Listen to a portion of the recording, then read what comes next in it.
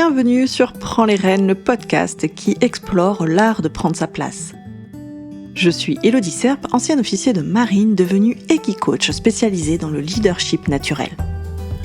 Alliant expérience terrain et enseignement du cheval, j'accompagne aujourd'hui les professionnels et les particuliers à se sentir naturellement à leur place en développant des relations de qualité avec eux-mêmes et avec les autres.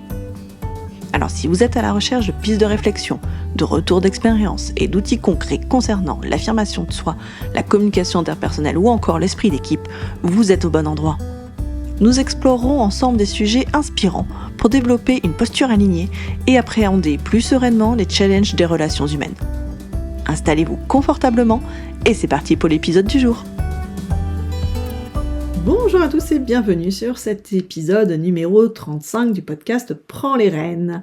Un épisode dédié à mon retour d'expérience sur cette retraite silencieuse dont je vous avais fait un peu de teasing sur l'épisode précédent. Merci. Avant ça, c'est ça que je voulais vous dire. Merci beaucoup pour vos retours chaleureux sur l'épisode précédent. Ça m'a beaucoup touchée et je suis très contente qu'on commence avec cette énergie-là en ce début d'année. Et voilà, je vais pas m'éterniser pendant 15 ans sur ça. On va partir fissa sur la thématique du jour. Donc mon retour d'expérience sur cette retraite silencieuse. Et on va en profiter en fait pour mettre le doigt sur des thématiques clés du leadership. Je vais pas les développer en long, large, en travers, mais au moins on va bien voir différents éléments sur lesquels ça m'a permis de retravailler, reprendre conscience, etc. Travailler son leadership, c'est travailler sa posture vis-à-vis de soi, sa posture vis-à-vis des autres et sa posture vis-à-vis des événements de l'environnement. Voilà, hop, petit rappel dès l'introduction. Allez, c'est parti. Donc, je vais vous le faire en trois temps, en fait, avant la retraite, pendant la retraite et après la retraite. Comme ça, vous allez un peu avoir mes différents ressentis, les attentes, puis finalement ce que j'ai vécu, puis ce que j'en ai tiré. Voilà, c'est comme ça que j'aime bien travailler sur les différentes choses que je vis, que ce soit à terme professionnel ou personnel. Voilà, c'est un peu mon approche. Donc voilà, allez, assez tourné autour du pot, c'est parti. Donc avant la retraite, je vous rappelle quand même le contexte, j'ai choisi de faire cette retraite parce que j'avais besoin de me mettre en retrait, jusqu'à là c'est logique, et donc une retraite silencieuse. Pourquoi ? Parce que j'avais un besoin profond de me ressourcer, un besoin de me recentrer. J'avais vraiment besoin de prendre du temps pour moi et du temps avec moi. C'est pas pareil. Du temps pour moi, je vais le faire, par exemple, il y en a qui aiment faire les boutiques, c'est prendre du temps pour soi. Ça peut être aller manger au resto avec des amis, prendre du temps pour soi. Et c'est pas forcément seul. Là, au-delà de prendre du temps pour moi, j'avais besoin de prendre du temps avec moi. C'est-à-dire que j'avais besoin d'être juste moi avec moi, de me donner un rendez-vous à moi-même en fait. Donc j'avais besoin de calme, de solitude. J'avais vraiment besoin de m'extraire du brouhaha et de l'urgence du monde qui nous entoure. Ça, c'est quelque chose qui est de plus en plus prégnant pour moi et qui a de plus en plus d'impact sur ma sérénité et sur mon calme intérieur.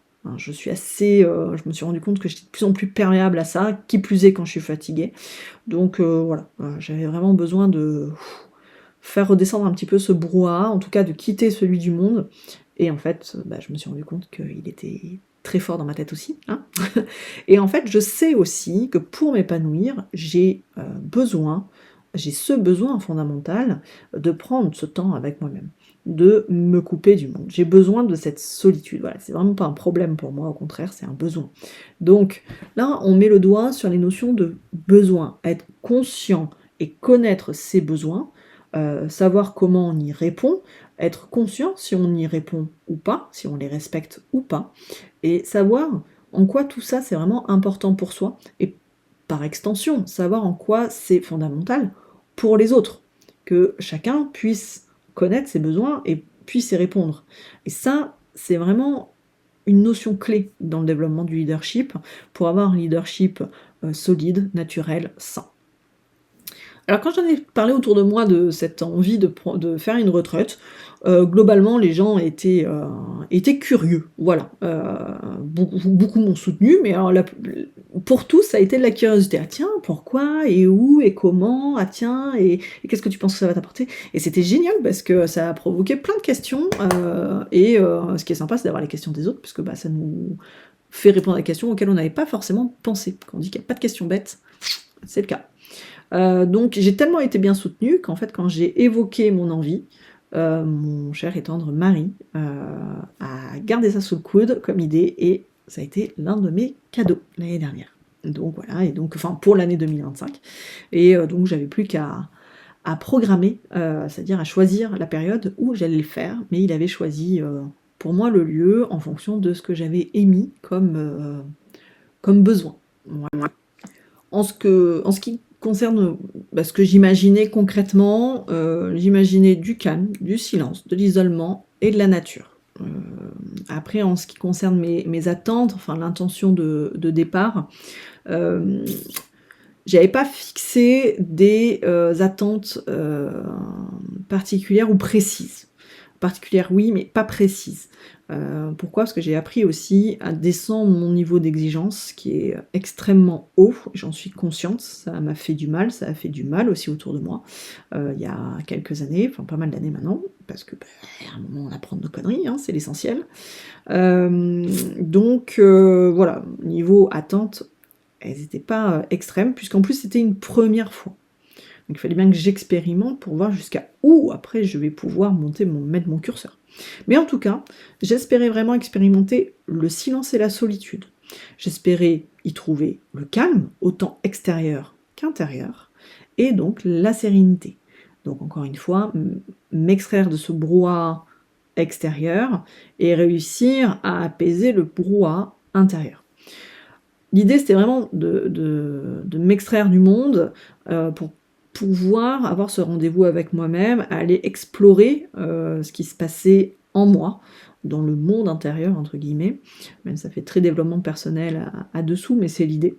Apaiser mon esprit, embrouillé et lourd, à l'image, je pense, de ma façon de percevoir le monde. J'allais dire à l'image du monde qui nous entoure. Non, à l'image de la façon dont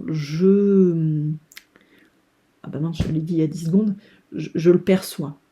Tout est une question de perception, chacun a sa propre réalité, dans le sens, chacun a sa propre perception de la réalité. Donc ça, c'est une notion très importante aussi à avoir conscience en leadership. Chacun son monde intérieur, chacun ses besoins, chacun sa façon de percevoir le monde en fonction de ce qu'il a vécu, comment il a grandi, comment il a été éduqué, par rapport, en fonction aussi de ses expériences de vie, et cetera, et cetera.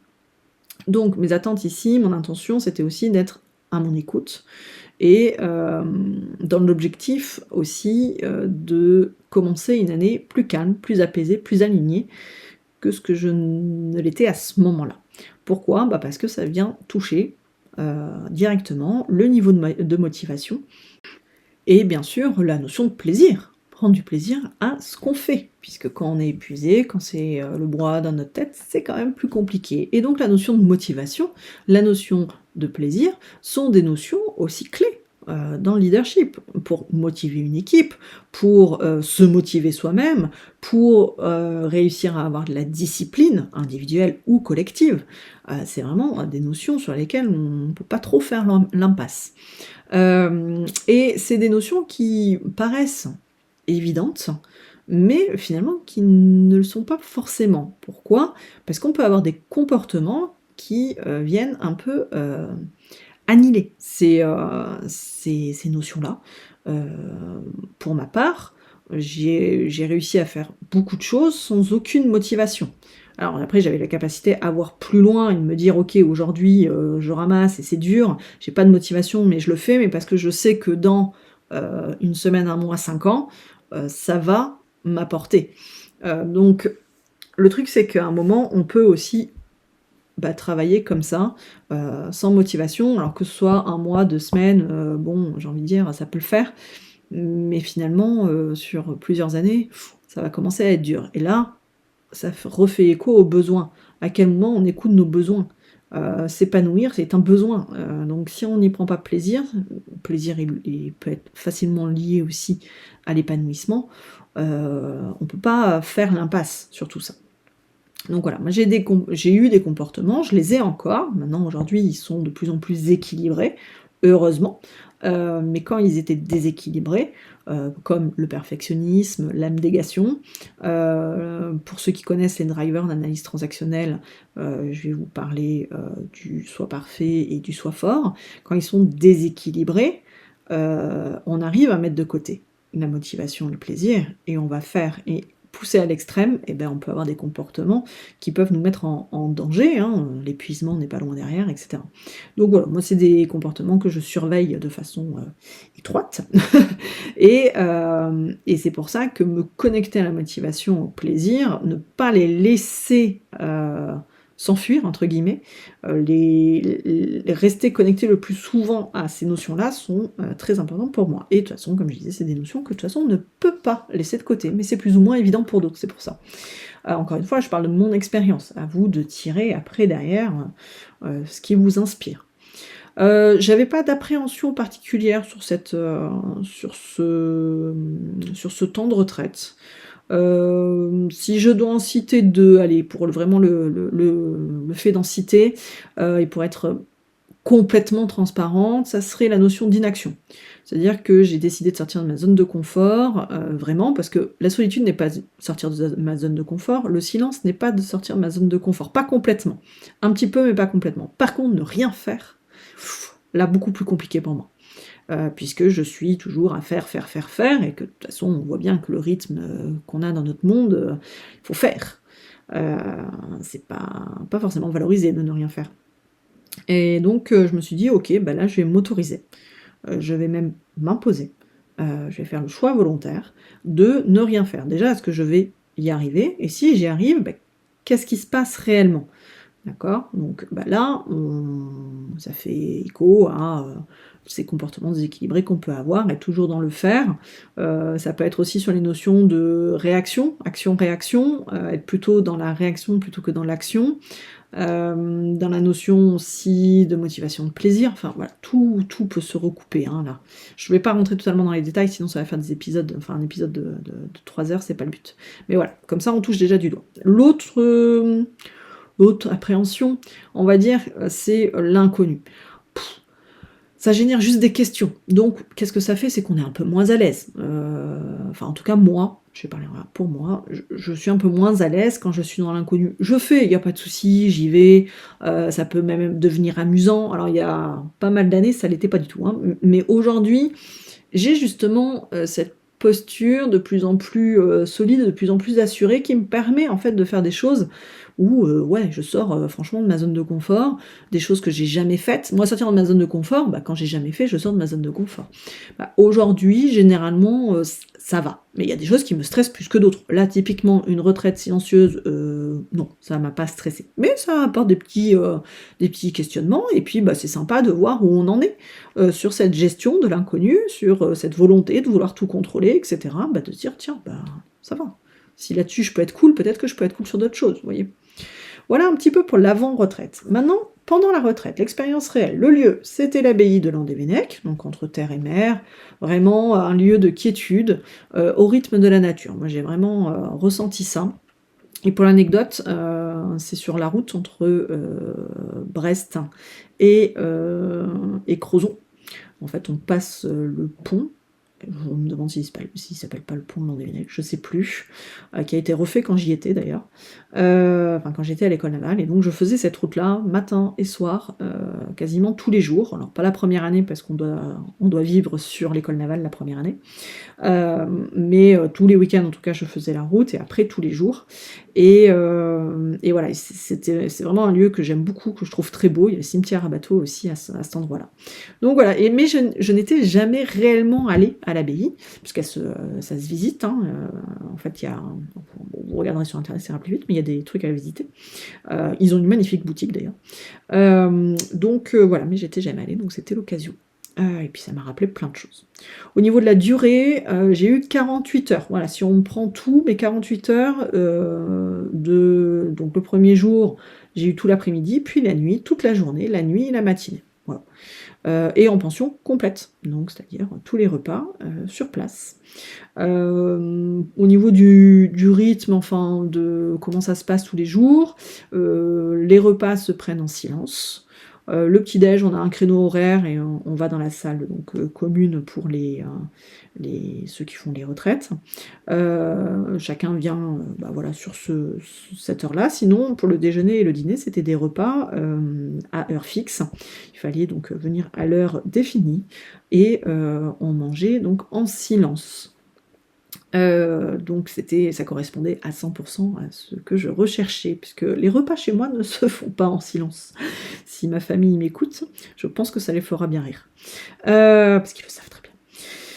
Donc voilà. Est-ce que j'ai vécu des moments difficiles? Ouais, je vais commencer par les moments difficiles, parce qu'en fait, ces moments difficiles, du moins de l'inconfort ou des choses qui sont venues me titiller, ont fait naître forcément des prises de conscience, dont deux assez inattendues. Donc, moment difficile, c'était le côté de ne rien faire. Cette chose-là, comme je disais, c'est pas naturel chez moi. Et donc là, je m'étais imposée. Alors, je m'étais pas imposée de programme déjà sur cette retraite-là. Donc, je sais plus si j'ai précisé, c'est une retraite en autonomie. Ça veut dire que je gérais moi-même mon planning. Je faisais pas partie d'un groupe. Je n'avais pas de groupe de travail, comme on peut voir des retraites de développement personnel ou professionnel, où on va aller travailler sur des thématiques précises, comme des séminaires d'entreprise ou des retraites qu'on peut trouver régulièrement. D'ailleurs, j'ai une amie qui en fait. Coucou Virginie, si tu passes par là. Donc voilà, qui en propose. Donc voilà, là c'est en autonomie, donc c'était moi qui choisissais ce que je voulais faire en dehors des heures de repas. Donc voilà, et j'ai répété beaucoup, voilà là, on est d'accord? Donc, parce que je suis perdue en fait dans ma tête, c'est pour ça. Donc, m'obliger à ne rien faire. Donc là, c'était vraiment une très grosse sortie de zone de confort pour moi, puisque quand je ne fais rien, quand je considère au quotidien que je ne fais rien, en fait, je considère que je ne travaille pas. Je sais qu'il y en a qui doivent avoir les poils qui s'hérissent, mais je suis très consciente de ce fonctionnement-là chez moi. Donc, ça fait des années aujourd'hui que j'en suis consciente. C'est juste que c'est pas encore complètement ancré dans ma fibre, et que il faut... vous savez, la courbe de l'apprentissage, hein, c'est je sais que je ne sais pas, je ne sais pas que je ne sais pas, je sais que je ne sais pas, je sais que je sais, et je ne sais plus que je sais. J'espère que ça vous parle, ça. Donc en fait, là, pour le moment, je suis dans... Ok, j'ai conscience que j'ai encore ce fonctionnement-là, ou du moins dans ma tête, c'est ça. Mais vu que je le conscientise, j'arrive volontairement, consciemment, à me dire, non, je ne fais pas rien, je suis en train de lire. Donc je suis en train de respecter mes besoins, etc. etc. Voilà, donc c'est encore très conscient. À terme, ça deviendra inconscient. Donc m'obliger à ne rien faire vraiment, c'était me poser sur un fauteuil et attendre que le temps passe. Donc ce qui est assez désagréable pour moi. Et on aime bien parler de ça avec mon mari. On pense Avant, il n'y avait pas de télé, il n'y avait pas de téléphone, il n'y avait pas internet, et les gens prenaient leur café, ou voire rien du tout, et regardaient dehors. Ou regardaient le feu de cheminée. À ce moment-là, on fait pas grand-chose. Mais en fait, dans notre tête, il se passe 3 milliards de choses. Et donc, c'est ce que je voulais expérimenter, et vraiment me confronter à ça. Donc, ça a été très inconfortable pour moi, mais très apprenant. Très apprenant, pourquoi? J'ai été très étonnée d'être confrontée à mon comportement de réflexe, de me dire, ah tiens, machin, hein, penser à un truc, ah bah tiens, il faudrait que je fasse ça. Et d'avoir ce réflexe, en fait, mon corps, comme si mon corps se mettait en mouvement avant même que je décide réellement de faire la chose. Vous voyez ce que je veux dire? Je ne sais pas si je suis très claire. Je vais vous prendre l'exemple avec le téléphone, puisque ça a été ce qui a été le plus flagrant. Je vous ai dit, je voulais pas de téléphone, donc je l'avais quand même, mais dans un mode particulier où il n'y avait qu'une seule personne qui pouvait m'appeler si jamais il y avait un problème quelconque. Et donc voilà. Et donc il était dans mon sac, à l'autre bout de la pièce, et c'était hors de question que je le sorte. Et généralement, j'avais ce réflexe de me dire: «Ah tiens, voilà, je sais pas, ah ouais tiens, ça serait bien que je fasse ça. Ah mais je pourrais regarder, tiens, ça», tu vois? Et hop, je voulais prendre mon téléphone et aller regarder ça sur internet. Et donc mon corps commençait à se mettre en mouvement. J'étais, assise sur mon fauteuil et je commençais, soit je tournais la tête pour aller chercher, soit voire même je tendais le bras pour choper mon téléphone alors que je l'avais pas à côté de moi. Enfin, vous voyez des réflexes ancrés comme ça. Je me dis: «Waouh, en fait, c'est bien plus ancré que ce que je ne le pensais». Donc ça, cette prise de conscience-là, elle a été, mmh, assez inattendue. Je savais que, le téléphone à portée de main ou ma façon de faire, d'être tout le temps en action était très présent, mais je pensais pas qu'il était encore, si ancré que ça. Donc ça, cette prise de conscience-là, l'inconfort est venu me confirmer, et accentuer, cette prise de conscience. Donc ça, super, ça me permet moi derrière de recaler les choses. Et une autre prise de conscience que ça a amené, c'est qu'au bout d'un certain temps, je l'ai fait à peu près 1 heure, au bout d'à peu près une demi-heure, à lutter contre mon envie de me lever et de faire quelque chose, la fatigue est arrivée. Mais pas juste la fatigue, je bâille, 2 secondes quoi. Non, non, une fatigue, extrême comme j'en ai, rarement eu, c'est-à-dire que c'est une fatigue qui est arrivée d'un coup. C'est comme si, là je vous parle, j'arrête de vous parler et d'un coup j'ai envie de dormir. Voilà, ça m'a fait cet effet-là. C'était très impressionnant, et je me suis fait de la réflexion que finalement j'ai laissé la place à la fatigue de s'exprimer. Et à ce moment-là, la prise de conscience, elle a été un peu violente. Je savais que j'étais fatiguée, enfin voilà, j'avais passé un mois d'août un peu hard. Et là, je me suis dit: «Waouh, je pensais pas être aussi fatiguée que ça», et ce qui m'a mis aussi, en prise de conscience que je ne laisse pas forcément ma fatigue, s'exprimer. Alors certains qui me connaissent encore, ils me disent: Hello, c'est maintenant que tu t'en rends compte?» Oui, non, j'en étais consciente avant, mais être consciente et vivre vraiment la prise de conscience, ce moment-là où les choses changent, c'est des prises de conscience qui sont beaucoup plus, ancrées parce qu'elles se passent par le corps. C'est des prises de conscience qu'on fait avec le cheval, typiquement. Donc voilà, c'est des prises de conscience qui vont s'ancrer beaucoup plus profondément et qui vont permettre derrière de changer réellement les choses. Une autre prise de conscience, alors elle aussi, inattendue, mais encore plus inattendue que les autres, c'est qu'en fait, j'ai pas réellement de silence. J'avais le rappel du silence comme, un bourdonnement, en fait. Quand je suis dans le silence, j'ai un bourdonnement dans mes oreilles. Et en fait, je me suis rendu compte que je l'ai quasiment pas entendu. Et comment je me suis rendu compte? C'est qu'à un moment, je l'ai entendu, donc au bout, de la 2e journée, entre les 2 nuits que j'ai passées sur place, d'un coup, j'ai entendu ce bourdonnement. D'un coup. Et je me suis dit: «Mais waouh!» Jusqu'à là, le brouhaha que j'avais dans ma tête prenait tellement de place que j'avais l'impression d'être tout le temps avec du bruit autour de moi. Alors que c'était juste le bruit de ma tête, dans ma tête, de mes pensées en fait, du fonctionnement de mon cerveau. Et j'étais là, je suis: «Ouh, ah ouais là en fait, même mes pensées ne s'arrêtent jamais». Donc voilà, ça a été assez impressionnant. Mais finalement, tout ce temps-là passé à la retraite, quelles ont été réellement, parce que les prises de conscience c'est bien, mais quel apprentissage, je retire et qu'est-ce que ça m'a apporté? Bah, en fait, ce que j'en retire à ce moment-là pour mon équilibre, autant personnel que professionnel, bon déjà, c'est que ça a répondu pleinement à mon besoin. J'ai, pu clairement apporter le calme et l'apaisement dont j'avais cruellement besoin. Donc clairement, je referai, hein, cette retraite-là. Et bien sûr, ça a apporté des nouveaux éléments de compréhension de moi-même. J'en parlais juste avant, la prise de conscience par le corps et a été juste, pour que je puisse en parler, parce que ça fait déjà 2 semaines là, un peu moins de 2 semaines, et je peux en parler, et en vous en parlant, j'ai l'impression de le revivre. Donc c'est beaucoup plus profond que, juste lire un bouquin ou faire un exercice sur papier, quoi. et des changements concrets que je veux garder dans ma vie quotidienne, c'est justement retrouver un rythme plus sain, plus naturel. Sortir de se faire et donc m'inspirer de ce que j'ai vécu comme rythme pour pouvoir en fait avoir, comment on dit, comme un état zéro. Voilà, l'état zéro, c'est ce que j'ai vécu à la retraite, où j'en suis par rapport à cet état zéro. Et d'évaluer en fait si je suis très au-dessus ou si je suis en dessous, je pense que je ne le serai pas, en tout cas j'ai mon état zéro, je peux maintenant comparer. Donc ça c'est cool et donc ça me fait vraiment un repère ancré encore une fois, vécu et qui va me permettre d'évaluer mon état d'apaisement, de calme ou au contraire de brouhaha, de stress, de tension, etc.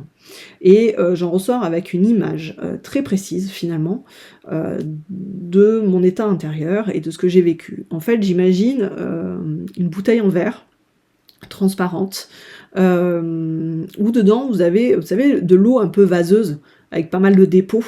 Quand je suis rentrée à la retraite, il fallait imaginer que cette bouteille, elle n'arrêtait pas d'être secouée et que l'eau était très trouble, vous voyez. Et quand je suis sortie de cette retraite, c'était toujours la même bouteille, c'était toujours la même eau, par contre elle n'était plus trouble du tout. C'est-à-dire que ça avait déphasé et que tous les pensées, tout ce qui venait pouter, qui venait me solliciter, etc., comme si tout était redescendu. Et que l'eau qui était claire au-dessus, c'était moi, c'était mon apaisement. Et que, en fait, en revenant dans la vie, dans le rythme de tous les jours, la bouteille recommençait à se secouer et que l'eau redevenait de plus en plus trouble. Et vous voyez, mon état zéro, c'est cette bouteille où c'est pas trouble. Et après, j'évalue. Voilà un petit peu l'image qui m'aide aujourd'hui à beaucoup mieux caler mon rythme, caler mon énergie et caler aussi ma tension. Voilà un petit peu pour mon retour d'expérience. Je voudrais conclure juste en rappelant qu'une retraite, c'est ce que vous en faites. Dans mon cas, c'était la retraite en autonomie, j'avais pas de guide, j'avais pas d'exercice imposé, pas de déroulé imposé. Il en existe de plein de sortes différentes. Donc voilà, renseignez-vous, écoutez-vous, de quoi vous avez besoin aussi. Si je voulais vous inviter à faire 2-3 petites choses à tester, ça serait tester, voyez, vous, votre rapport au silence. Pourquoi pas tester le silence, s'accorder un vrai temps de silence dans votre quotidien. De voir un petit peu ce que ça fait sur vous. Vous choisissez un temps et puis silence. Tester l'inaction, vous voyez, moi ça a été le plus compliqué. S'accorder encore une fois une vraie pause, là, dans notre quotidien, et de ne rien faire. L'instant présent est pas mal pour ça d'ailleurs. Après aussi, une invitation à sortir de votre zone de confort, à oser des expériences, à aller tester des choses, voir un petit peu ce qui peut vous aider, et des choses que vous n'avez pas encore osé essayer, de vous dire « Ah putain, mais ça, j'aimerais bien essayer. Qu'est-ce qui vous en empêche ?» Pourquoi pas? Pourquoi pas? Voilà, donc si vous avez des questions, si vous avez envie d'échanger avec moi sur ce sujet, me demander des conseils, alors, attention, hein, je ne répondrai pas à vos besoins à vous, mais c'est-à-dire de vous aider à mieux comprendre peut-être vos besoins, etc. On peut clairement échanger, et après si vous voulez aller beaucoup plus loin sur vos besoins, justement sur des notions qui ont été abordées là dans l'épisode et qui vous parlent, sachez que mes différents accompagnements et mes différentes séances sont des possibilités pour aller explorer ces thématiques et pouvoir aller travailler sur votre posture, votre leadership et tout ça pour se sentir plus solide, plus assuré, mais aussi plus agile face aux différentes situations auxquelles on peut être confronté, comme l'inconnu, comme les sorties de zone de confort, etc. Voilà, en tout cas j'ai été ravie de partager avec vous cette expérience qui vraiment une expérience apprenante. Encore une fois, c'est exactement ce que je dis avec les shows aussi, hein, les séances d'Equi-Coaching, c'est des séances apprenantes par excellence. C'est des expériences apprenantes par excellence. Et voilà, je suis j'allais dire convaincue, oui, je suis convaincue, je suis charmée, je suis tout ce que vous voulez si vous voulez, et je recommencerai avec grand plaisir. Donc voilà, si vous avez des questions, des suggestions, n'importe, n'hésitez pas à me contacter via les réseaux sociaux ou directement par mail, ça sera avec grand plaisir. À très vite!